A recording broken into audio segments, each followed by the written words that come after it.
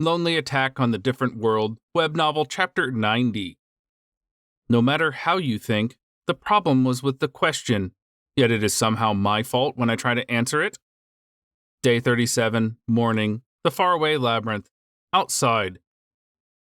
The entrance on the first floor, or rather the exit. Passing through it, we finally reached the surface.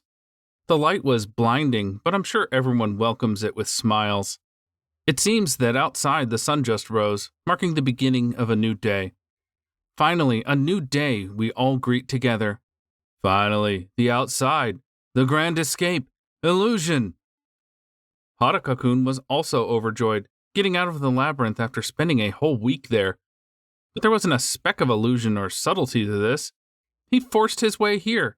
It's not a grand escape, but a grand carnage. He climbed from the lowest floor while killing every living being in his way, right? Apart from the outside, everything he just said was wrong. And also, who made that foyer we just passed? A huge crowd of people are waiting outside? They seem surprised to see us? The adventurers from the guild, including the ladies from the reception and even the guildmaster. And they have loads of supplies. Were they worrying about us? The guildmaster, Haki-san, rushed to us, pushing away the other adventurers. Are you all right, everyone? We have healers here. How many injured have you? After spotting Haruka-kun, he, although surprised, pressed him for an answer. Haruka-kun? Eh? Didn't you fall to the lowest floor? Are you okay? Am I okay? I climbed back since I fell. Wouldn't I be unable to say that I'm okay if I didn't? Probably. The guildmaster is confused. He is a serious person, so he ends up trying to understand Haruka-kun's words, and thus ends up racking his brains, unable to comprehend them. You shouldn't seek meaning in Haruka-kun's words. After all, Haruka-kun himself is a cryptic being. The worst part is that it's not like his words are incorrect, but the meaning cannot be grasped anyway. The adventurers that gathered for the rescue were also watching us with looks of bewilderment. After all, even we are troubled by the explanation. We understood what Haruka-kun said, but we're having trouble wrapping our heads around this.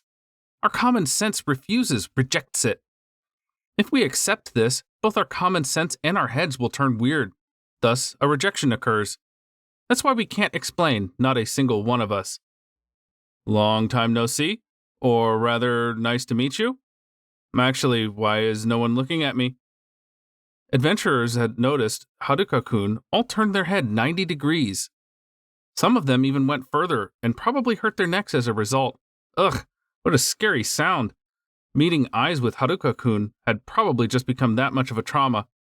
This is bullying. They are ignoring me, disregarding me, picking on me, ostracizing me, Haruka-kun complained. But around the ostracizing part stopped making any sense.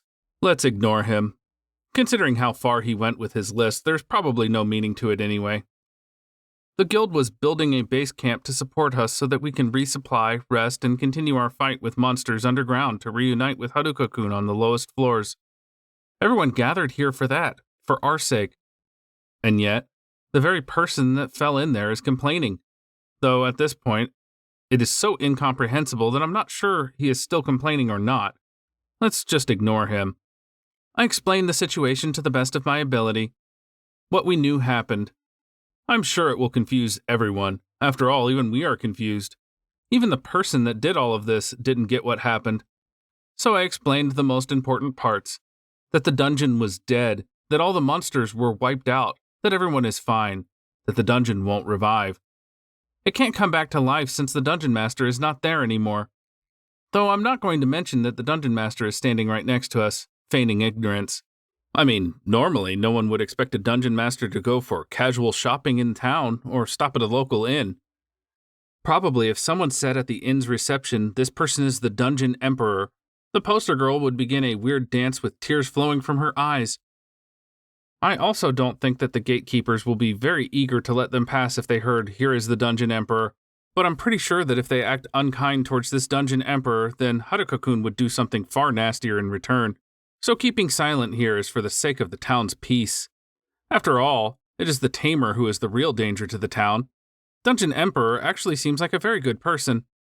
Meanwhile, their master is a self-proclaimed human that doesn't even seem to have any intentions of pretending to be that. And thus, we head to the town while talking, explaining, and covering things up a bit.